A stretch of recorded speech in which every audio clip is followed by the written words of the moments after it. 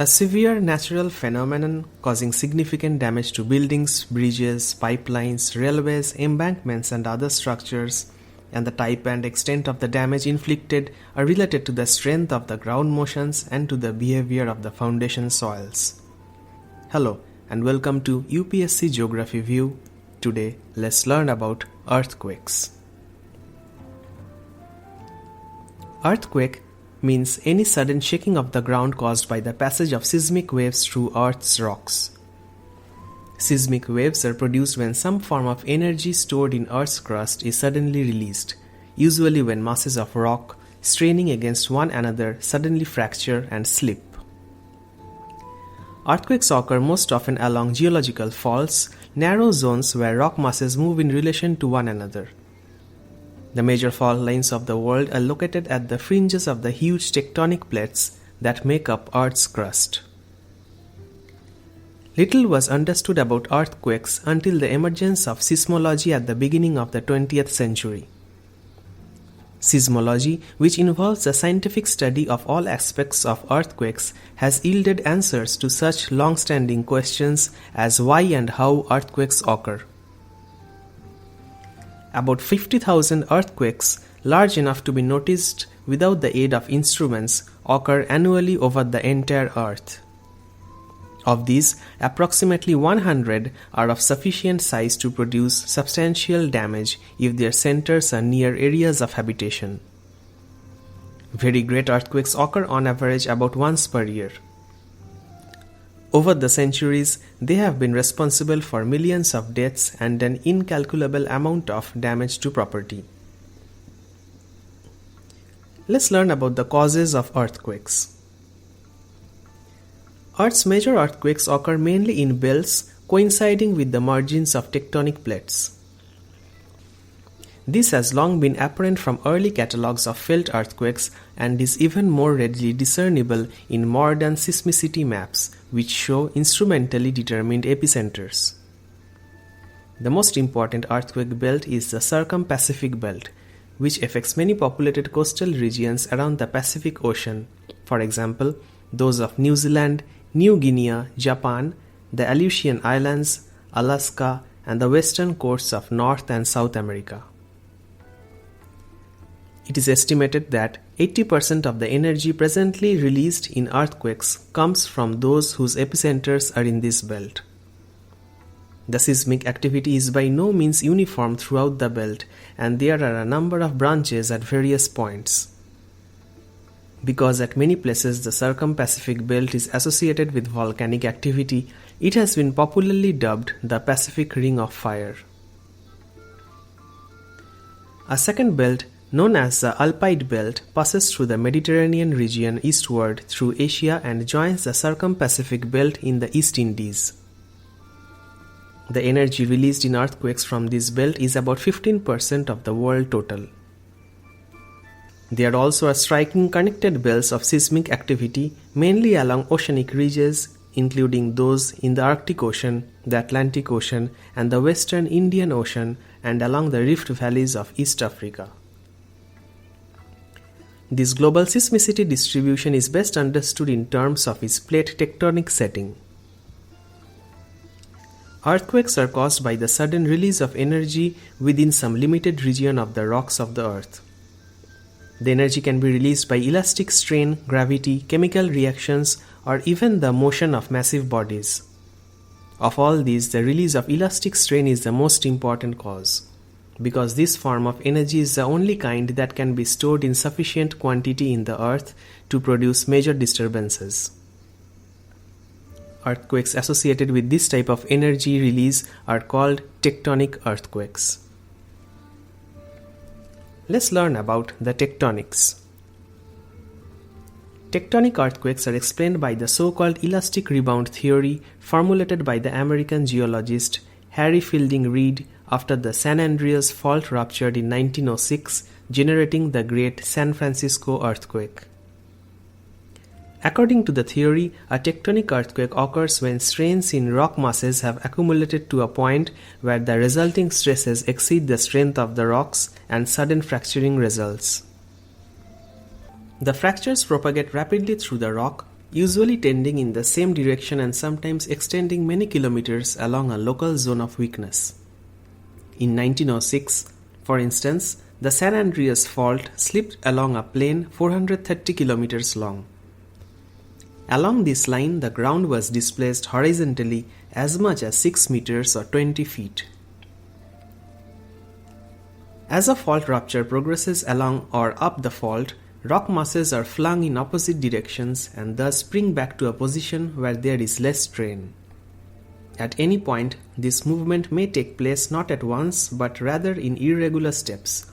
The sudden slowings and restartings give rise to the vibrations that propagate as seismic waves. Such irregular properties of fault rupture are now included in the modeling of earthquake sources, both physically and mathematically. Roughnesses along the fault are referred to as asperities, and places where the rupture slows or stops are said to be fault barriers. Fault rupture starts at the earthquake focus, a spot that in many cases is close to 5 to 15 kilometers under the surface. The rupture propagates in one or both directions over the fault plane until stopped or slowed at a barrier. Sometimes, instead of being stopped at the barrier, the fault rupture recommences on the far side. At other times, the stresses in the rocks break the barrier and the rupture continues. Earthquakes have different properties depending on the type of fault slip that causes them. The usual fault model has a strike and a dip. The lower wall of an inclined fault is called the footwall. Lying over the footwall is the hanging wall. When rock masses slip past each other parallel to the strike, the movement is known as strike-slip faulting. Movement parallel to the dip is called dip-slip faulting. Strike-slip faults are right lateral or left lateral, depending on whether the block on the opposite side of the fault from an observer has moved to the right or left. In dip-slip faults, if the hanging wall block moves downwards relative to the footwall block, it is called normal faulting. The opposite motion with the hanging wall moving upward relative to the footwall produces reverse or thrust faulting. All known faults are assumed to have been the seat of one or more earthquakes in the past, though tectonic movements along faults are often slow and most geologically ancient faults are now aseismic. That is, they no longer cause earthquakes. The actual faulting associated with an earthquake may be complex, and it is often not clear whether in a particular earthquake the total energy issues from a single fault plane.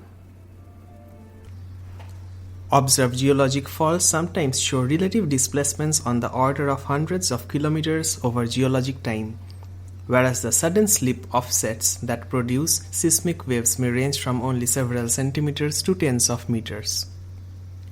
In the 1976 Tangshan earthquake, for example, a surface strike slip of about 1 meter was observed along the causative fault east of Beijing, and in the 1999 Taiwan earthquake, the Chelungpu fault slipped up to 8 meters vertically. Let's learn about volcanism in the context of earthquakes.